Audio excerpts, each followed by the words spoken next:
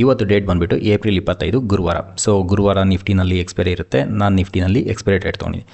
ನೋಡಿ ಇದಿದೆಯಲ್ಲ, ನನಗೀಗ ಕರೆಂಟು 15,000 ಚಿಲ್ಲರೆ ಪ್ರಾಫಿಟಲ್ಲಿ ನಡೀತಾ ಇದೆ.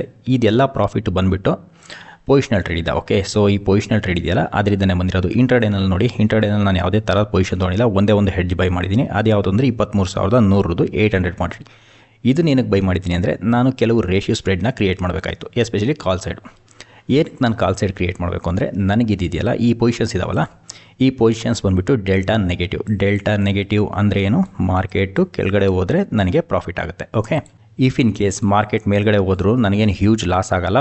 ಬೇಸಿಕಲಿ 15,000 ಚಿಲ್ಲರೆ ಪ್ರಾಫಿಟ್ ಇದೆಯಲ್ಲ, ಇದರಲ್ಲಿ 1,000-2,000 ಕಡಿಮೆ ಆಗ್ಬೋದು. ಹಾಗಾಗಿ ನಾನು ಏನು ವೆಯ್ಟ್ ಮಾಡ್ತಾ ಇದ್ದೀನಿ ಅಂದರೆ ಮಾರ್ಕೆಟು ಇಫ್ ಇನ್ ಕೇಸ್ ಇಲ್ಲಿ ಬಂತು ಅಂದ್ಕೊಳ್ಳಿ, ಎಲ್ಲಿ ಚಾರ್ಟಲ್ಲಿ ತೋರಿಸ್ತಾ ಇದ್ದೀನಿ ನೋಡಿ, 22,310 ಹತ್ರ ಈ ಡೇ ಲೋ ಇದೆಯಲ್ಲ ಅಪ್ರಾಕ್ಸಿಮೇಟ್ಲಿ ಇಲ್ಲಿ ಬಂತು ಅಂದ್ಕೊಳ್ಳಿ. ಆವಾಗ ಏನು ಮಾಡ್ತೀನಿ ಅಂದರೆ ಕಾಲ್ ರೇಷಿಯೋ ಕ್ರಿಯೇಟ್ ಮಾಡ್ತೀನಿ. ಕಾಲ್ ರೇಷಿಯೋ ಬಂದುಬಿಟ್ಟು 22,450. ಓಕೆ, ಇದನ್ನು ಒಂದು ಲಾಟ್ ಬೈ ಮಾಡ್ತೀನಿ. ಹಾಗೆ 22,550. ಓಕೆ, ಇದನ್ನು 2 ಲಾಟು ಸೆಲ್ ಮಾಡ್ತೀನಿ, ಅಂದರೆ 1:2 ರೇಷಿಯೋದಲ್ಲಿ ಮಾಡ್ತೀನಿ. ಆವಾಗ ಏನಾಗುತ್ತೆ ಅಂದರೆ if in case market reverse ಆಗಿ ಇಲ್ಲೆಲ್ಲ ಎಕ್ಸ್ಪೈರ್ ಆದ್ರೂ ನನಗೆ ಅದು 1,000-2,000 ಲಾಸ್ ಆಗುತ್ತಲ್ಲ, ಅದೂ ಆಗಲ್ಲ. ಇನ್ಫ್ಯಾಕ್ಟ್ ನನಗೆ ಅಲ್ಲಿ 8,000-10,000 ಪ್ರಾಫಿಟ್ ಜಾಸ್ತಿ ಆಗೋ ಚಾನ್ಸ್ ಇರುತ್ತೆ. ಆ ಥರ ಆಯಿತು ಅಂದರೆ ಸೊ ಇದನ್ನು ನೋಡಿಕೊಂಡು ಮಾಡಬೇಕು. ನಾನು ಈಗಲೇ ಏನು ಕ್ರಿಯೇಟ್ ಮಾಡ್ತಾ ಇಲ್ಲ ಅದನ್ನು ನಿಮಗೆ ತೋರಿಸ್ತೀನಿ. ಓಕೆ, ನೋಡಿ ನಾನು ಹೇಳಿದ್ನಲ್ಲ 22,450 550 ಈ ಕಾಲ್ ರೇಷಿಯೋನ 1:2 ಕ್ರಿಯೇಟ್ ಮಾಡಿದರೆ ಕರೆಂಟ್ಲಿ ಏನಾಗುತ್ತೆ ಅಂದರೆ ಇದು ಡೆಬಿಟಲ್ಲಿ ಆಗುತ್ತೆ. ಇಲ್ಲಿ ನೋಡ್ಬೋದು 960 ರೂಪಾಯಿ ನನ್ನ ಪಾಕೆಟಿದ್ದು ದುಡ್ಡು ಕೊಡಬೇಕಾಗುತ್ತೆ. ಹಾಗಾಗಿ ನಾನು ಇದನ್ನು ಕ್ರಿಯೇಟ್ ಮಾಡ್ತಿಲ್ಲ. ಇಫ್ ಇನ್ ಕೇಸ್ ಮಾರ್ಕೆಟ್ ಇನ್ನೊಂದು 50 ಪಾಯಿಂಟ್ ಕೆಳಗಡೆ ಹೋಯ್ತು ಅಂದ್ಕೊಳ್ಳಿ, ಸಾರಿ ಇದೇನಕ್ಕೂ ವರ್ಕ್ ಆಗ್ತಾ ಇಲ್ಲ. ಓಕೆ, ಇನ್ನು 50 ಪಾಯಿಂಟ್ ಕೆಳಗಡೆ ಹೋಯ್ತು ಅಂದ್ಕೊಳ್ಳಿ. ಆವಾಗ ಏನಾಗುತ್ತೆ ಅಂದರೆ ಈಗ 1,000 ರೂಪೀಸ್ ನಾನು ಕೊಡಬೇಕಲ್ಲ ಈ ರೇಷಿಯೋ ಸ್ಪ್ರೆಡ್ನ ಕ್ರಿಯೇಟ್ ಮಾಡೋದಕ್ಕೆ. ಆವಾಗ ನಾನು ಇದನ್ನು 200-300 ರೂಪಾಯಿ ಈವನ್ ನಾನೇನು ಕೊಡೋದು ಬೇಕಿಲ್ಲ, ಹಾಗೆಯೇ ಕ್ರಿಯೇಟ್ ಮಾಡ್ಕೋಬೋದು. ಓಕೆ, ಹಾಗಾಗಿ ನಾನು ಮಾರ್ಕೆಟ್ ಡಿಪಿಗೆ ವೆಯ್ಟ್ ಮಾಡ್ತಾಯಿದ್ದೀನಿ. ಇಫ್ ಇನ್ ಕೇಸ್ ಮಾರ್ಕೆಟ್ ಮೇಲ್ಗಡೆ ಹೋಯ್ತು ಅಂದ್ಕೊಳ್ಳಿ, ಆವಾಗ ನಾನು ಪುಟ್ ರೇಷಿಯೋ ಸ್ಪ್ರೆಡ್ನ ಮಾಡೋದಕ್ಕೆ ಪ್ಲ್ಯಾನ್ ಮಾಡ್ತಾಯಿದ್ದೀನಿ. But I am not sure. ಯಾಕೆ ಅಂದರೆ ನನಗೆ ಕೆಳಗಡೆ ಹೋದರೆ ಆಲ್ರೆಡಿ ಪ್ರಾಫಿಟ್ ಆಗೋ ಪೊಸಿಷನ್ಸ್ಗಳಿದ್ದಾವೆ. I have to take care of upside. Okay, ಈಗ ಸಮಯ ಬಂದುಬಿಟ್ಟು 12:35 ಆಗಿದೆ. ಇಲ್ಲಿ ಬಾಟಮ್ ಕಾರ್ನರಲ್ಲಿ ನೋಡ್ಬೋದು. ನೋಡಿ ನಾನು ಇವತ್ತಿನ ಮೊದಲನೇ ಟ್ರೇಡ್ ತೊಗೊಂಡಿದ್ದೀನಿ. ಇಂಟ್ರಾಡೇನಲ್ಲಿ ಬಂದುಬಿಟ್ಟು 22,500 ಕಾಲ್ ಇದೆಯಲ್ಲ ಇದನ್ನು ಬೈ ಮಾಡಿದ್ದೀನಿ. ಹಾಗೆ 22,600 ಕಾಲ್ ಇದೆಯಲ್ಲ ಇದನ್ನು ಸೆಲ್ ಮಾಡಿದ್ದೀನಿ. ಬೇಸಿಕಲಿ ಇಲ್ಲಿ ಏನು ಮಾಡಿದ್ದೀನಿ ಅಂದರೆ ರೇಷಿಯೋ ಸ್ಪ್ರೆಡ್ ಮಾಡಿದ್ದೀನಿ. 2 ಲಾಟ್ ಬೈ ಮಾಡಿದ್ದೀನಿ, ಆದರೆ 5 ಲಾಟು ಸೆಲ್ ಮಾಡಿದ್ದೀನಿ. ಇದರಿಂದ ಏನಾಗುತ್ತೆ ಅಂದರೆ ನನಗೆ ಮಾರ್ಕೆಟ್ ಕೆಳಗಡೆ ಹೋಯ್ತು ಅಂದ್ಕೊಳ್ಳಿ, ಯಾವುದೇ ಥರ ಲಾಸ್ ಆಗೋಲ್ಲ. ಇಫ್ ಇನ್ ಕೇಸ್ ಮಾರ್ಕೆಟ್ ಸ್ವಲ್ಪ ರಿವರ್ಸ್ ಆಯಿತು ಅಂದರೆ ನನಗೆ ಪ್ರಾಫಿಟ್ ಆಗುತ್ತೆ. ನನಗೆ ಯಾವಾಗ ಇದರಲ್ಲಿ ತೊಂದರೆ ಆಗುತ್ತೆ, ಹ್ಯೂಜ್ ಮೂವ್ಮೆಂಟ್ ಕೊಡ್ತು ಅಂದ್ಕೊಳ್ಳಿ, ಮಾರ್ಕೆಟ್ ಒಂದು 150-200 ಪಾಯಿಂಟ್ ಮೂವ್ಮೆಂಟ್ ಕೊಟ್ಟರೆ ಈ ಕಾಲ್ ರೇಷಿಯೋ ಇದೆಯಲ್ಲ ಇದರಲ್ಲಿ ಲಾಸ್ ಆಗೋ ಚಾನ್ಸ್ ಇದೆ.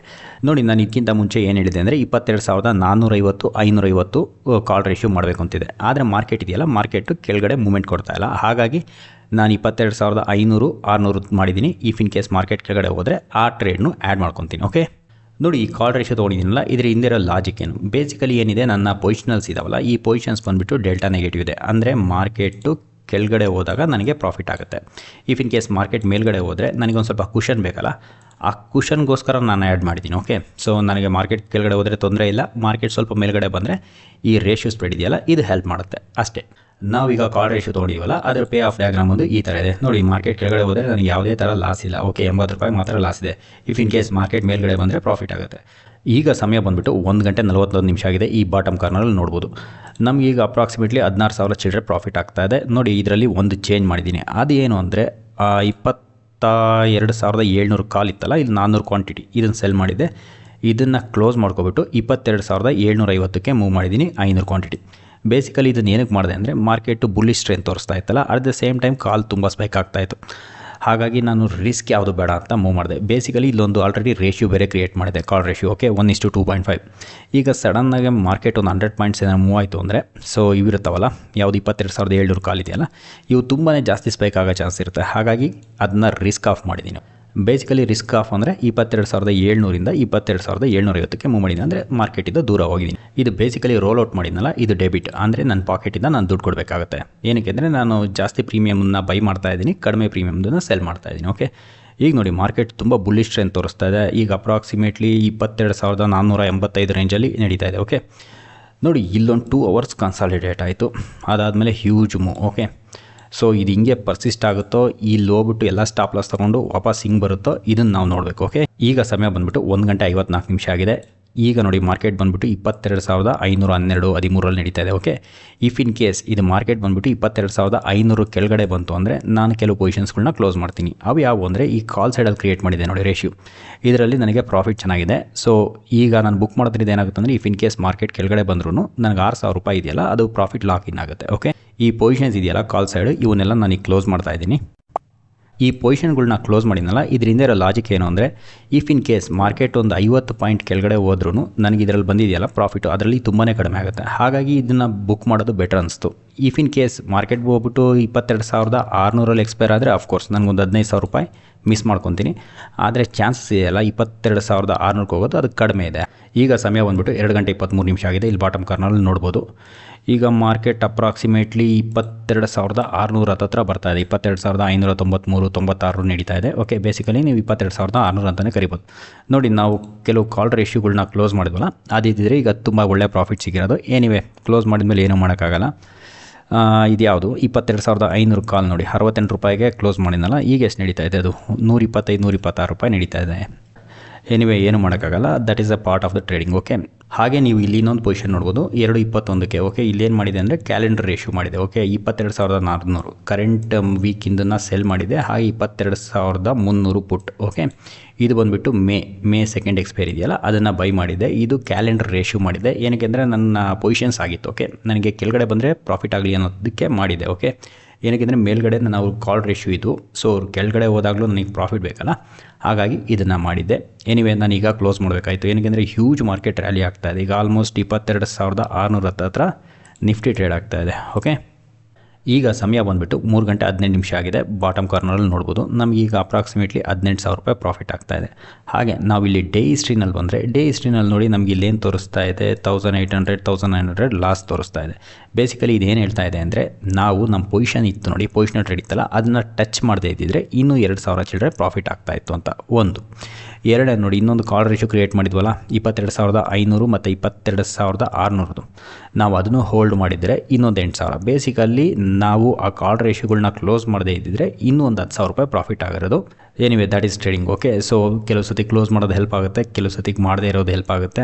Okay, at the end of the day ನಿಮಗೆ ಪ್ರಾಫಿಟ್ ಆದರೆ ಆಯಿತು. ಸೊ ಅದು ಮುಖ್ಯ ಆಗುತ್ತೆ. ಓಕೆ, ನಮ್ಮ ಈ ಓಪನ್ ಪೊಸಿಷನ್ಸ್ ಇದೆಯಲ್ಲ ಇವನ್ನ ಯಾವನ್ನೂ ನಾನು ಕ್ಲೋಸ್ ಮಾಡಲ್ಲ. ಏನಕ್ಕೆಂದರೆ ಇವು OTM ಆಗಿದೆ, ಔಟ್ ಆಫ್ ದ ಮನಿ ಆಗಿರೋದ್ರಿಂದ ಏನಾಗುತ್ತೆ ಇವು 0 ಆಗುತ್ತೆ. ಎನಿವೆ ಈಗ ನಾನು ಕ್ಲೋಸ್ ಮಾಡಿದೆ ಅಂದ್ಕೊಳ್ಳಿ, ನಾನು ಬ್ರೋಕರೇಜ್ ಪ್ಲಸ್ ಟ್ಯಾಕ್ಸ್ ಕೊಡಬೇಕಾಗತ್ತೆ. ಹಾಗಾಗಿ ನಾನು ಇವನ್ನೇನು ಕ್ಲೋಸ್ ಮಾಡಲ್ಲ.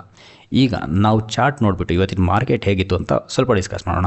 ನೋಡಿ, ಮಾರ್ಕೆಟ್ ಬಂದುಬಿಟ್ಟು ಗ್ಯಾಪ್ ಡೌನ್ ಆಗಿತ್ತು around 80 point. Okay, 80 point gap down ಆದಮೇಲೆ ನೋಡಿ ಈ ಲೋಯಿಂದ ಇಲ್ಲಿಗೆ ಒಂದು ಅರ್ಧ ಗಂಟೆ 30-35 ನಿಮಿಷದಲ್ಲಿ 170 ಪಾಯಿಂಟ್ ರ್ಯಾಲಿ ಆಯಿತು. ಓಕೆ, 170 ಪಾಯಿಂಟ್ ರ್ಯಾಲಿ ಆದಾಗ ಏನಾಗುತ್ತೆ ಇಲ್ಲಿ ಕಾಲ್ಸ್ ಸೆಲ್ಲರ್ಸು ಮತ್ತು ಪುಟ್ ಬೈಯರ್ಸ್ ಇರ್ತಾರಲ್ಲ ಅವರೆಲ್ಲ ಔಟ್. ಓಕೆ, ಅದಾದ ನಂತರ ನೋಡಿ ಹೇಗೇನು 150 ಪಾಯಿಂಟು ಕೆಳಗಡೆ ಬಂದಿದೆ. ಸೊ 170 ಪಾಯಿಂಟ್ ಮೇಲ್ಗಡೆ 150 ಪಾಯಿಂಟ್ ಕೆಳಗಡೆ. ಎಷ್ಟಿದು ಫಸ್ಟ್ 1 ಅವರಲ್ಲಿ. ಅದಾದ ನಂತರ ನೋಡಿ ಎಗೇನ್ ಇಲ್ಲೊಂದು 100 ಪಾಯಿಂಟ್ಸು ಮೇಲ್ಗಡೆ ಹೋಗಿದೆ.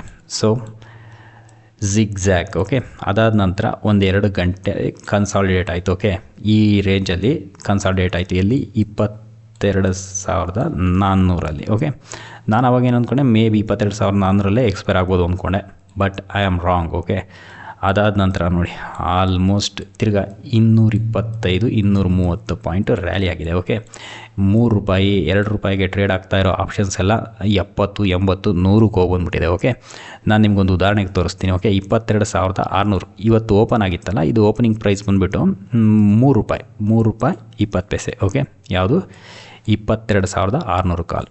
ಓಕೆ, ಇಲ್ಲಿ ನೋಡ್ಬೋದು ಇದು 1 ಮಿನಿಟ್ ಚಾರ್ಟ್. ಓಕೆ, ಇಲ್ಲಿ ನೋಡಿ ಇದು 3 ರೂಪಾಯಿಗೆ ಓಪನ್ ಆಗಿರೋದು. ಹೈ ಇದೆಯಲ್ಲ, ಹೈ ಬಂದುಬಿಟ್ಟು ಎಷ್ಟು ಹೀಟ್ ಆಗಿದೆ 71 ರೂಪಾಯಿ. ಈಗ ಇದು ಎಕ್ಸ್ಪೈರ್ ಆಗ್ತಿರೋದು ಎಷ್ಟಕ್ಕೆ 0ಗೆ. 3 ರೂಪಾಯಿಂದ 71 ರೂಪಾಯಿಗೆ ಹೋಗ್ಬಿಟ್ಟು ವಾಪಸ್ 0ದಲ್ಲಿ ಎಕ್ಸ್ಪೈರ್ ಆಗ್ತಾಯಿದೆ. ನೋಡಿ ಮಾರ್ಕೆಟ್ ಇದೆಯಲ್ಲ ಎಕ್ಸ್ಟ್ರೀಮ್ಲಿ ವಾಲಟೈಲ್ ಆಗಿರುತ್ತೆ ಅಂತ ನಾವು ನಿನ್ನೆ ಡಿಸ್ಕಸ್ ಮಾಡಿದ್ವಿ. ಏನಕ್ಕೆ ಅಂದರೆ ಇದು ಮಂತ್ಲಿ ಎಕ್ಸ್ಪೈರಿನಲ್ಲಿ ಏನಾಗುತ್ತೆ ಅಂದರೆ ಎಲ್ಲ ಸ್ಟಾಕ್ಸ್ದು ಆಪ್ಷನ್ ಇರುತ್ತಲ್ಲ ಅವು ಎಕ್ಸ್ಪೈರ್ ಆಗುತ್ತೆ. ಹಾಗಾಗಿ ಅವರು ಪೊಸಿಷನ್ನ ಅಡ್ಜಸ್ಟ್ಮೆಂಟ್ ಮಾಡ್ಕೊತಾರೆ. Okay, big players. ಹಾಗಾಗಿ ಈ ವಾಲಟಿಲಿಟಿ ಬರೋ ಚಾನ್ಸ್ ಇರುತ್ತೆ. ಸೊ ನಾವು ಹೆಡ್ಜ್ಡ್ ಪೊಸಿಷನ್ ತೊಗೊಂಡಿದ್ರೆ ಇದರಲ್ಲಿ ಹೆಲ್ಪ್ ಆಗುತ್ತೆ. ಈವನ್ ಕಾಲ್ ರೇಷಿಯೋನ ತೊಗೊಂಡಿದ್ರು 1:3 1:4 ತೊಗೊಂಡಿದ್ರು ಈ ಮಾರ್ಕೆಟಲ್ಲಿ ಹೋಲ್ಡ್ ಮಾಡೋದು ಕಷ್ಟ. ಓಕೆ, ಈಗ ಒಂದು ಬೈ ಮಾಡಿಬಿಟ್ಟು 4 ಸೆಲ್ ಮಾಡಿರ್ತಾರಲ್ಲ ಅವ್ರಿಗೂ ಇದನ್ನು ಹೋಲ್ಡ್ ಮಾಡೋದು ಕಷ್ಟ ಆಗುತ್ತೆ. ಏನಕ್ಕೆ ಅಷ್ಟು ಫಾಸ್ಟ್ ಇತ್ತು ಮೂಮೆಂಟ್. ಓಕೆ, ಅದು ಒಂದು ಬೈ ಮಾಡಿಬಿಟ್ಟು 2 ಸೆಲ್ ಮಾಡಿರ್ತಾರಲ್ಲ they can hold the position for A longer time. I hope ನೀವು ನಿಮ್ಮ ಟ್ರೇಡ್ನ ಚೆನ್ನಾಗಿ ಮಾಡಿದ್ದೀರಾ ಅಂದ್ಕೊತೀನಿ. Thanks for watching.